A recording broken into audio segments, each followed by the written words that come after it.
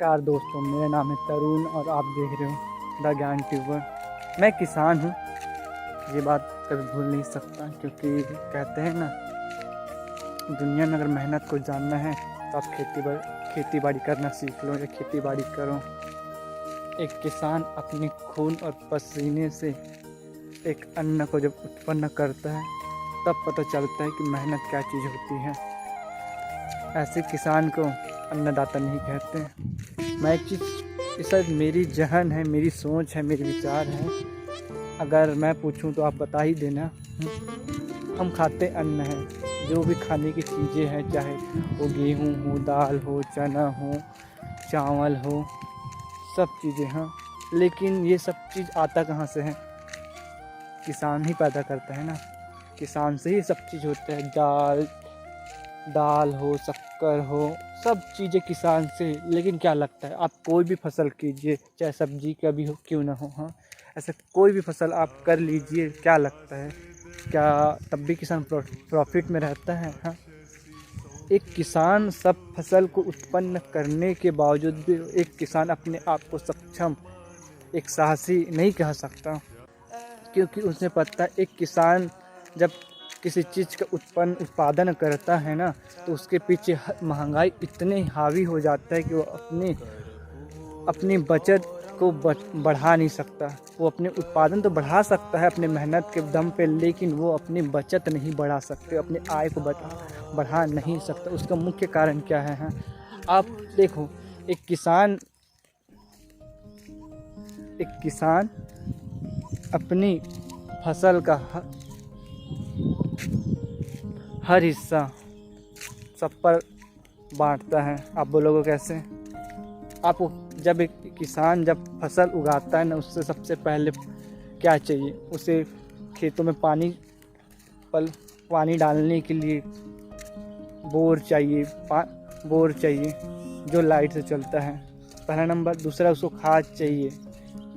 उपजाऊ करने के लिए विभिन्न से रासायनिक दवाई डालते हैं। हाँ, ये सब चीज़ डालने के बावजूद ये सब चीज़ इतनी महंगाई हो गई है जिससे किसान अपने आप को नहीं बचा सकता। ये आपको भी पता है। हाँ,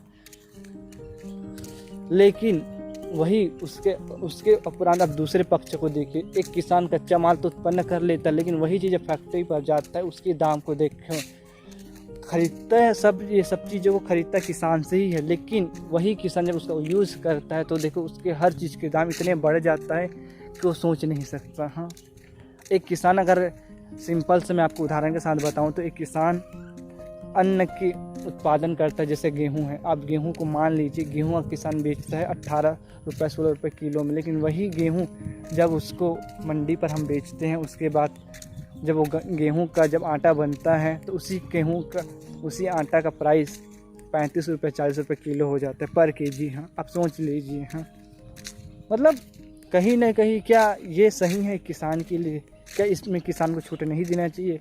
जब किसान ये सब चीज़ को उत्पन्न कर रहा है, उत्पादन कर रहा है, तो किसान को कम से कम डिस्काउंट दीजिए। कब से किसान के लिए तो ये चीज़ होना चाहिए। एक सरकारी आदमी जब कह सकता है कि हम गवर्नमेंट अधिकारी, हम कर्मचारी, तो क्या किसान को हक नहीं है ये कह सके कि हम अन्नदाता हैं, कि हमें इस चीज़ पर छूट दिया जाए?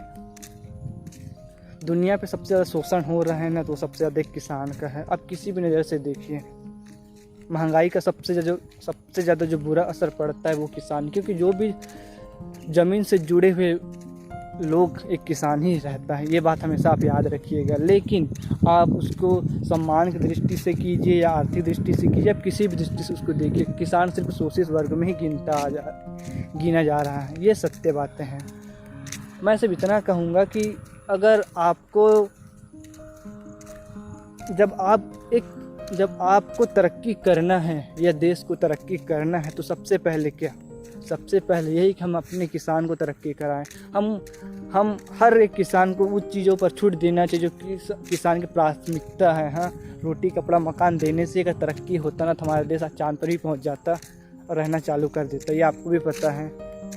देश को चलाने के लिए सबसे मुख्य भूमिका है वो है एक किसान। ये बात आप हमेशा याद रखें, क्योंकि खेती है तब तक ज़िंदगी है और जीवन है, इससे आगे कुछ नहीं। ये आप सबको पता है। धन्यवाद।